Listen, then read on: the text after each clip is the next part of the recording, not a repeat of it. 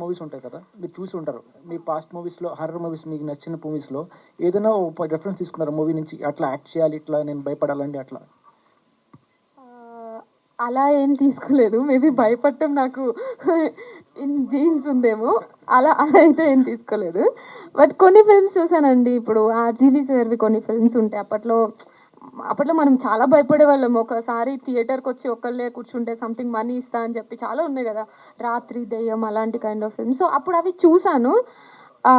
అలాంటివే కానీ ప్రత్యేకంగా నా రోల్ గురించి అయితే ఎక్కువ చూడలేదు. అనన్య గారు హాయ్. హాయ్.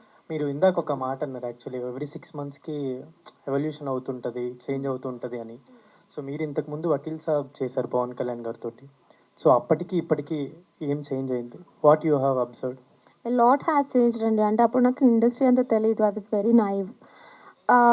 ఇప్పుడు మేబీ నాకు అర్థమైన దాంట్లో నా పాయింట్ ఆఫ్ వ్యూలో నేను చాలా విషయాలు తెలుసుకున్నాను. మేబీ స్క్రిప్ట్ అవ్వచ్చు, or else selection of you know content కానీ, డైరెక్టర్స్ కానీ.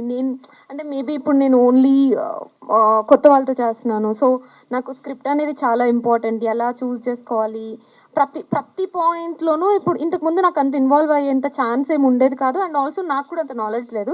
బట్ ఇప్పుడు ఎవ్రీ పాయింట్లో పబ్లిసిటీ దగ్గర, ప్రీ ప్రొడక్షన్ దగ్గర నుంచి పోస్ట్ ప్రొడక్షన్ వరకు ఏం జరుగుతుంది అని తెలుసుకొని చాలా విషయాలు తెలుసుకుంటున్నాను.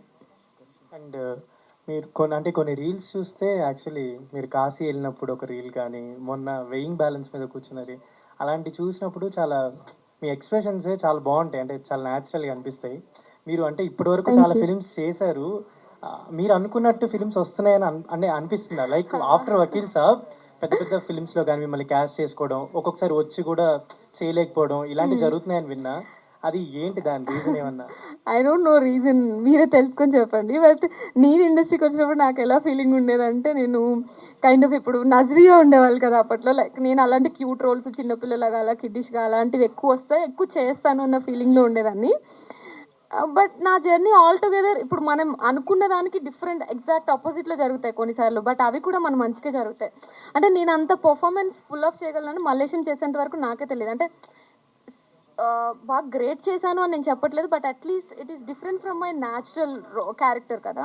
సో అట్లాంటివి చేయగలను నాకే తెలియదు. సో మేబీ ఫ్యూచర్లో అలాంటివే ఇంకో కొన్ని సర్ప్రైజ్ ఎలిమెంట్స్ ఉండొచ్చు నా కెరియర్లో, తెలియదు కదా. So congratulations and all the best. And thank hero you. గారు